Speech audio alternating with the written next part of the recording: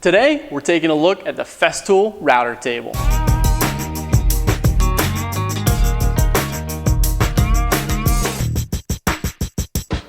This router table right here by Festool is already pretty much set up, and I'm not going to show all the steps of how I went about setting up the table today. Today, I want to get right into making some cuts. And I'm going to go ahead and show all sorts of adjustments and accessories that you can use with the router table while I'm making those cuts.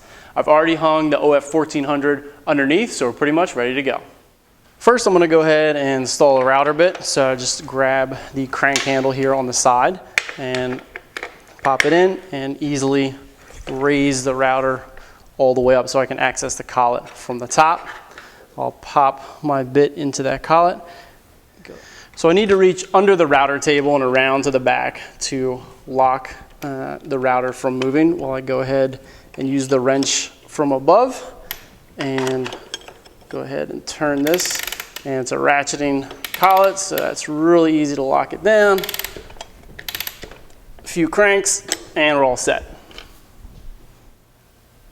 So I've got my bit installed and I went ahead and moved the fence out of the way here so you can see a little better. There's different reducer rings that come with the router table. I'm going to go ahead and pop on one here. This one here is going to fit right over but give me some good support for my stock. We're going to go ahead and put a profile on this piece of wood here. So next I want to go ahead and lower this down. I'm going to set my bit height first and then I'll go ahead and get the fence in adjustment. I'll go ahead and grab the crank handle, pop it in and lower the bit down, and I'll just grab a straight edge here and I'm going to do it just below where this profile is starting. So I'll just grab a straight edge, put it across and just snug it up. That's where I want to do this cut. That's where I've decided. So got that set right where I want the height. Now I'll go ahead and slide in the fence and get that going. Now we'll go ahead and set the fence distance from the bit. I can move it in and out here, and there's a couple of lockdown knobs on the back. I'm going to go ahead and grab my ruler, and for this bit I want to run it right along the bearing, so I want to set the two halves of the fence right along the bearing, and then I'll go ahead and lock down those two knobs in place.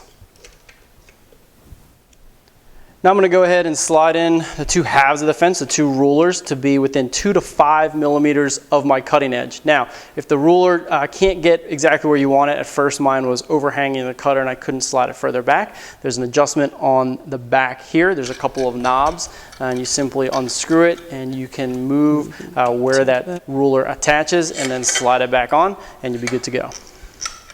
So I've got my fence locked down and everything in place to go ahead and run my board and put a profile on the edge of this board. However, Festool also has an awesome press down fixture which fits into the front, which is going to keep my hands well away from this board. So I'm first going to go ahead and slide that in and tighten this front knob. Now I'll tighten it a little bit to start it off, but here's the press down part. So I want to get my board right under here and then go ahead and press that down and lock the knob in to get that in place. And then there's also a horizontal press down here on the front. Slide that into place and then lock it down with this knob. When you purchase the set, it comes with this handy hose with a Y adapter. So I'll go ahead and put the Y adapter into my dust collector, and then one hose goes up here on the back of the fence to collect dust there, and the other end goes up under and connects to the dust shroud on the router itself. All right, I've plugged in the router to the dust collector. There's a handy switch here. Let's turn it on and make this cut.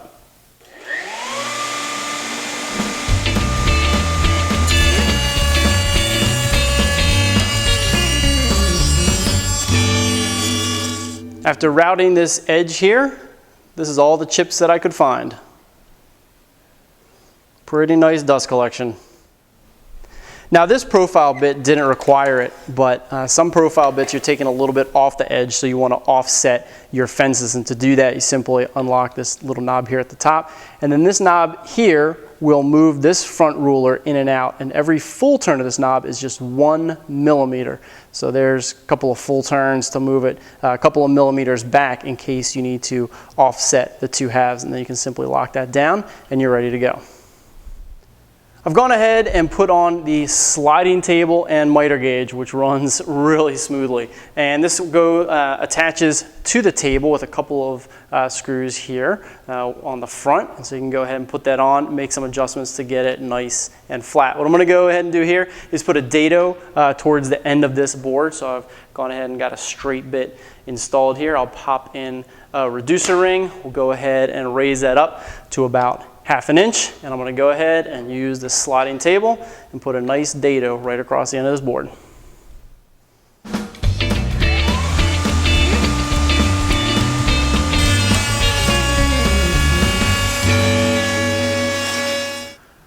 There's a nice, easy dado. Now that did have a lot of dust coming out of it. It's hard to capture the dust when you're creating a dado like this. Obviously the fence above isn't gonna do much work. I've got it closed down here. With the reducer ring, definitely spit a lot out the front, not too different than most routers, but the sliding table operation is super easy and very smooth and felt very safe when I was going and making that cut. Now the other thing that you can do with this miter gauge here, of course, is move the fence in and out. So that's a simple knob, lock, and move that so you can get good support all the way across. And of course you can change the angle, unlock it here, and there's a little stop gauge here so you can turn it to any single angle, lock it down, or use the detents and lock it in at the different degrees and lock it down.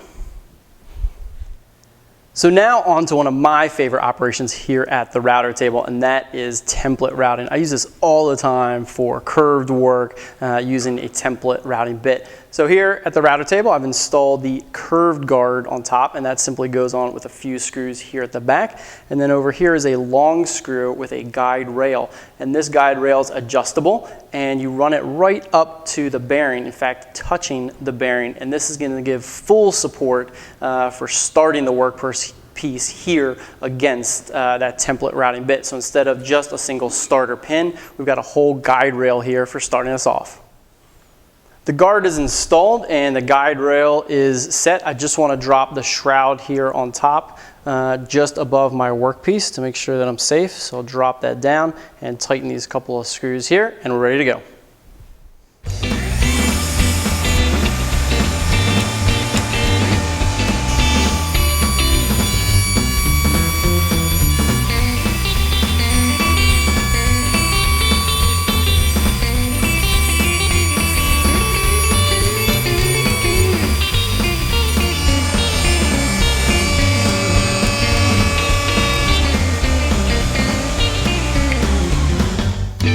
Good to go around all edges, and great support along that guide rail. When I was coming in, could really start there against the guide rail and then rotate my piece in. I felt like I had really great support all the way along my workpiece, and then easily could get it going there on the template routing bit. Pretty good dust collection all around, especially when I was getting it more directed towards the back. There was definitely a little spillage here towards the corner when I wasn't quite directing the dust into the dust port.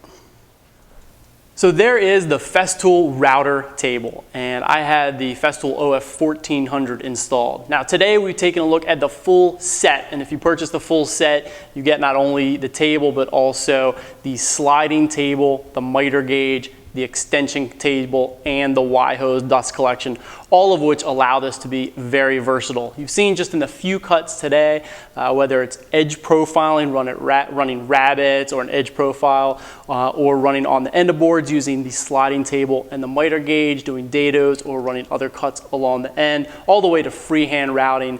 This router table can do it all. So if you're interested in a full router table solution with Festool quality, definitely check it out.